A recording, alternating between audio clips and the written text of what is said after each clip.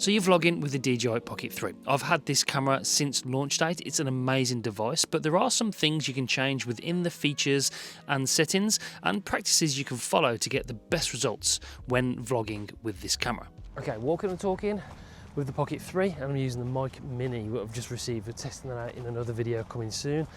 Now, one thing I do use instead of face tracking is dynamic framing. Dynamic framing for me, when I'm walking and talking like this, I've got the Pocket 3 not holding up vertical. I've got it at sort of an angle pointing out away from me. And then when I use dynamic framing, it actually keeps me more in the frame, my head at the top, rather than with face tracking. I find when you use face tracking, and it keeps you sort of in the middle of the frame like that. So it keeps your sort of face, obviously, in the middle of the frame because that's what the camera thinks you want. When you're vlogging, you don't really want that. You want your face and your body sort of in the frame like so. So your head's more to the top of the frame, so you're vlogging, you can see more that's behind you as well. Dynamic framing is the mode that I go for. I just find it works better for me for vlogging, and I've found it work a lot better than the face tracking in particular. The next setting is built-in microphone backup, and what that does is records a separate file from the microphones that are on the actual Pocket 3 itself. If you have some kind of connection issue with your camera, with your microphone, for some reason, for any reason, it can be interference from other things in the environment, then at least you've got the backup recorded on here so you can use that if you need to. Again, you go into general settings, swipe down all the way to built-in mic backup, and then that will save a separate file on your SD card when you transfer it to the computer. The other setting I change straight away is the gimbal speed. I turn it to fast, because if you don't turn it to fast, I find the Pocket 3 just to be a little bit sluggish. I mean, wow, look at all these, let me show you these. Look, all the geese that are here. Can you see that? Geese in front of me. Look at all the geese. Anyway, what was I saying? Oh yeah, the next thing I change is the gimbal speed to fast. I find if it's not on fast, it's on normal or slow, then it's very sluggish. It can be a little bit frustrating when you're trying to use the gimbal. It sort of waves. It doesn't go where you point it all the time, and I find myself having to double tap the 5D button to recenter it.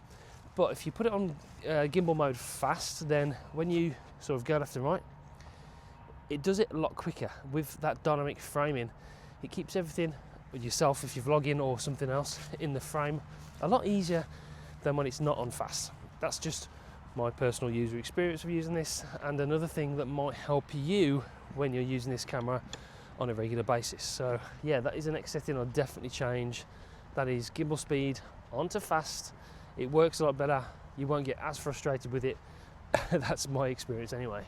One setting you probably didn't know that you could sort of set up in the menu, if you haven't really dived into it too much, is the fact you can set the gimbal direction on startup. So obviously if you're vlogging, you want the camera facing towards you majority of the time anyway. So what you can do is dive into the menu, you swipe down, go down, I think it's about the second or third one on the menu, and you press gimbal direction startup, and you can have that set to obviously front or back or last use setting.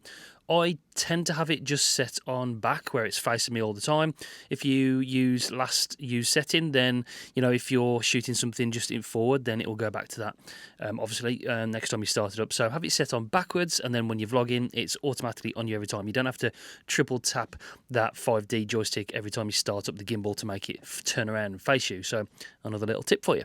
Another little bonus tip when it comes to the microphones, both on the DJI Mic 2 and on the Mic Mini, you can press the link button to start recording on your DJI device. So if you've got the Action 5 Pro, still forget that name, or the DJI Pocket 3, like I'm shooting this on, you can actually press the link button to start and stop recording. That saves you having to go to the camera, press record, come back to wherever you want to record from, and that, you know, saves storage because you're starting to record. There's no bit you've got to clip off the front and the end of the clip where you're going to the camera and turning it off. And yeah, it's just a handy way to start recording. Just note that sometimes with the DJI microphones, when you press record, the first like millisecond of the clip, you'll hear the buzz sometimes, and it's a bit of a annoying quirk. I wish that DJI did sort that out in a firmware update. Hopefully they'll sort that out pretty soon, but it's been like that since the release, to be honest with you. So a bit of a bonus section for you, advanced features when it comes to vlogging. You can dive into, you know, setting an ISO range if you're in and out of shadows. You can use an ND filter kit. Freewell actually make this really great one, which is stackable. There's a wide angle lens in there, an anamorphic lens. I'll drop a link in the description down below if you do want to grab it, but they make some of the best magnetic sort of ND filters and accessories for the Pocket 3, so that is one I would recommend. You can of course shoot in D-Log-M and do some color grading in post-production. It's something I'm looking to sort of dive more into. I don't generally do a lot of color grading because it's just another step that I don't necessarily want to do when I'm editing videos to get content out all the time. So it is something though I want to sort of experience and learn pretty much when it comes to D-Log-M with DJI cameras in particular. So we'll maybe stick around, subscribe to the channel. We'll do a video on that coming soon. And then you can change your external mic settings. I love the DJI mic Mini, which has just been released. We're going to test that out in another video coming soon, but it works very well with this, connects via Bluetooth, and you can adjust the gain, you can add noise cancelling if you want to, sort of, there's all sorts of things you can do with the microphones. You can dive into those settings on the camera as well. So those are some advanced things you can tinker with just to get it absolutely right.